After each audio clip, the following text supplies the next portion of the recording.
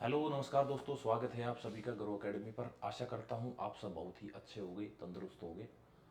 आज हम लोग बातें करेंगे डीलिड एंट्रेंस एग्जाम में एक सब्जेक्ट आता है जिसको आप लोग पॉलिटी या फिर राजनीति या फिर इसी को आप लोग पॉलिटिकल साइंस के नाम से जानते हैं। अभी इसी के अंदर 10 क्वेश्चंस आपके एग्जाम के अंदर आते हैं और आप मेरे साथ वही 10 क्वेश्चन कवर करने का काम करेंगे। वैसे आपके एग्ज़ाम के अंदर ये बहुत सारे सब्जेक्ट आते हैं जिनके अंदर से ये सारे सब्जेक्ट मैं आपको पढ़ाने का काम करता हूँ। मेरा नाम अभिमन्यु है। मैं आप सभी को general awareness, history, polity, geography और इकोनॉमिक्स यानी 40 क्वेश्चन ये और 10 क्वेश्चन ये सभी आपको कवर कराऊंगा। और ये सारा के सारे क्वेश्चंस का लेवल 10th क्लास तक का रहेगा। तो आइए क्वेश्चन की तरफ बढ़ते हैं। हमारा आज का प्रैक्टिस सेट जो रहने वाला प्रैक्टिस सेट 1 वो पॉलिटिकल साइंस का होगा। तो ये हमारी पॉलिटिकल साइंस का फर्स्ट क्वेश्चन है। भारत की संविधान सभा का संवैधानिक सलाहकार कौन था? यदि मैं संविधान सभा की बात करूं, कॉन्स्टिट्यूएंट असेंबली, तो इसका गठन इसलिए किया गया था कि भारत का संविधान लिखा जा सके। अभी भारत का संविधान लिखने के लिए कॉन्स्टिट्यूएंट असेंबली बनाई गई थी। उसी कॉन्स्टिट्यूएंट असेंबली का यदि अध्यक्ष पूछता, चेयरपर्सन ऑफ कॉन्स्टिट्यूएंट असेंबली, तो आप लोग याद रखते राजेंद्र प्रसाद उसका आंसर होता। यदि पूछता कि भाई कॉन्स्टिट्यूशनल असेंबली का उपाध्यक्ष कौन है, तो भी हमें आंसर पता था। लेकिन यहाँ पर पूछा गया संवैधानिक सलाहकार, यानी किसने उसके अंदर हेल्प की। तो आप लोग याद रखेंगे BN राव। कभी कोई बच्चा BR अम्बेडकर लगा दे, BR अम्बेडकर संविधान सभा के अंदर एक कमेटी थी, ड्राफ्टिंग कमेटी, उसके चेयरपर्सन थे। लेकिन यहाँ पर संविधान सभा का संवैधानिक सलाहकार पूछा गया, तो आप लोग याद रखेंगे BN राव। आइए अगले क्वेश्चन की तरफ बढ़ते हैं हम लोग। अगला क्वेश्चन क्या है? स्वतंत्र भारत की लोकसभा का पहला अध्यक्ष कौन था? लोकसभा, भारत के अंदर 3 सदन है। पार्लियामेंट कुछ कुछ ऐसे डिसाइड की गई है। एक पार्ट ये है और 2 पार्ट ये है। तो इधर लोकसभा है और इधर राज्यसभा, और इधर एक पोस्ट है प्रेसिडेंट। ये भारत की संसद है, पार्लियामेंट है। इसी पार्लियामेंट के अंदर एक सदन है, लोकसभा। इस लोकसभा का पहला चेयरपर्सन कौन था? प्रथम अध्यक्ष। इसी व्यक्ति को लोकसभा का पिता की संज्ञा दी है जवाहरलाल नेहरू जी ने। तो आप लोगों ने क्या याद रखना है कि लोकसभा का प्रथम अध्यक्ष कौन था? GV मावलंकर, यानी गणेश वासुदेव मावलंकर लोकसभा के फर्स्ट चेयरपर्सन थे। अभी इसी लोकसभा के बारे में बात की हम लोगों ने। तो आज भी प्रेजेंट वाली 2024 की में अंदर लोकसभा जो चल रही है उसका भी याद रखेंगे। इसके अध्यक्ष का क्या नाम है? तो ओम बिरला।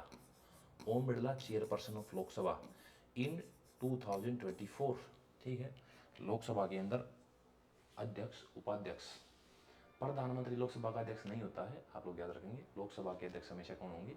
एक व्यक्ति होंगे जिसको चुना जाएगा लोगों के द्वारा। तो लोकसभा के अध्यक्ष कौन है? ओम बिरला। लेकिन आंसर क्या है? जी मावलंकर, क्योंकि यहाँ पर फर्स्ट पूछा गया था।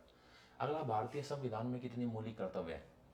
मौलिक कर्तव्य यानी फंडामेंटल ड्यूटीज, मौलिक अधिकार हमारे संविधान के अंदर पहले से ही थे, लेकिन मौलिक कर्तव्यों को बाद में ऐड किया इंदिरा गांधी जी ने 42nd कॉन्स्टिट्यूशन अमेंडमेंट, 42वां संविधान संशोधन 1976। अब इसे याद कैसे करेंगे? 4+2 कितना? 6। तो आप लोगों को पता चल गया ईयर के लास्ट में क्या? 6। तो 1976 में इंदिरा गांधी ने 10 मौलिक कर्तव्य ऐड किए थे। लेकिन आज जो मौलिक कर्तव्य हैं वो 11 है, क्योंकि बाद में अटल बिहारी वाजपेयी जी ने 86वां संविधान संशोधन 86th constitution amendment 2002।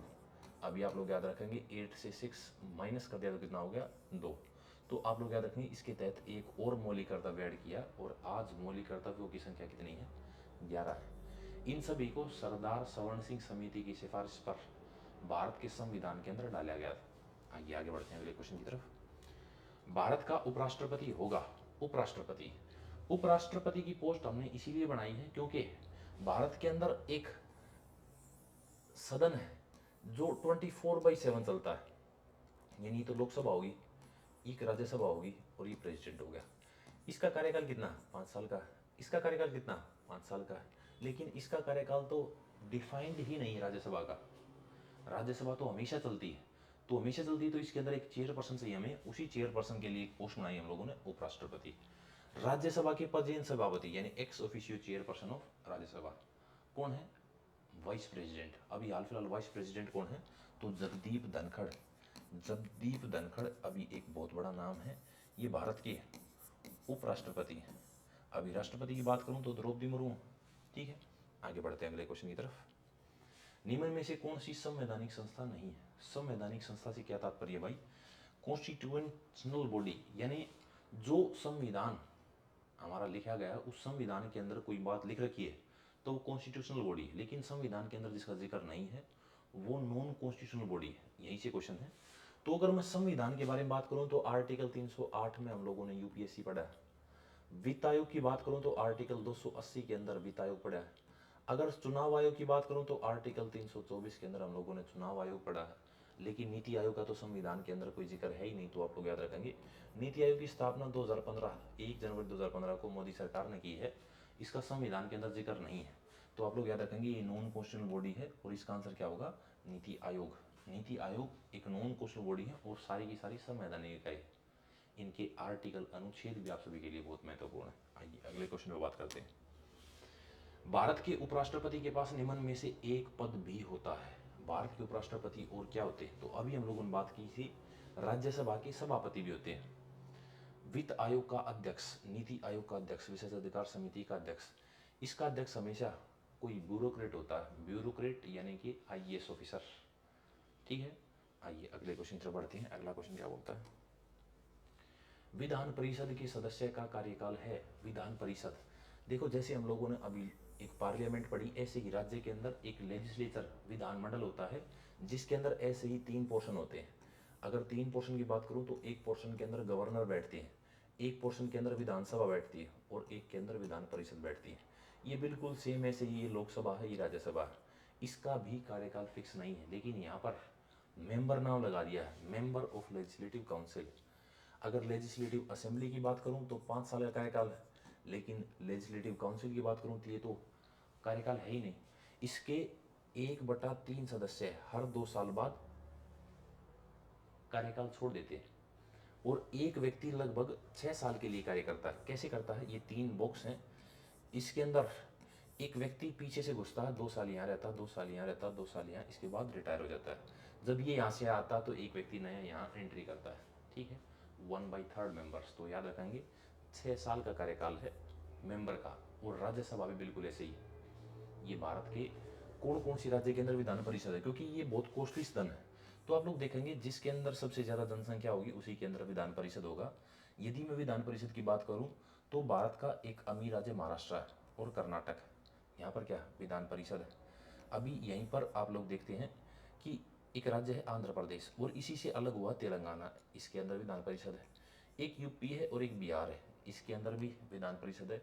Jammu Kashmir अभी डिसोल्व कर दी गई है। तो इतने ही 6 राज्य हैं जिनके अंदर विधान परिषद है। आगे आगे बात करते हैं। भारत में पंचायती राज व्यवस्था के कितने स्तर हैं? पंचायती राज व्यवस्था के 3 स्तर, जैसे आप लोगों ने अपने शहर में या गांव में देखा है। अगर मैं हरियाणा में बात करूं तो हरियाणा में सबसे पहले होती है ग्राम पंचायत, इसके बाद होती है ब्लॉक समिति या मध्यम पंचायत, इसके बाद होती है जिला समिति या जिला पार्षद। तो ये 3 स्तर है। अगर आप लोगों ने दिल्ली के अंदर देखा हो तो एमसीडी के 3 स्तर कौन कौन से?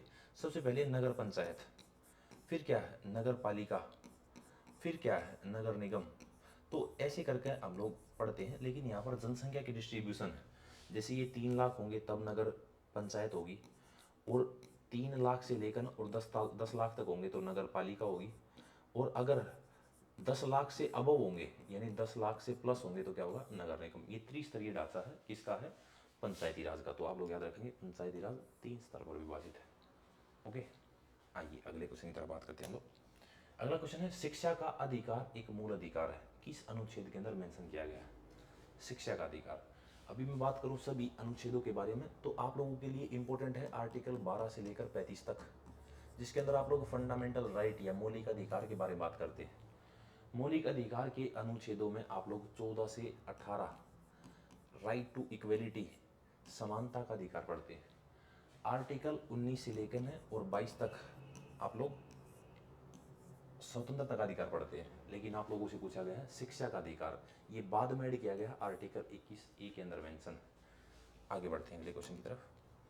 भारतीय संविधान में अस्पृश्यता उन्मूलन से संबंधित है।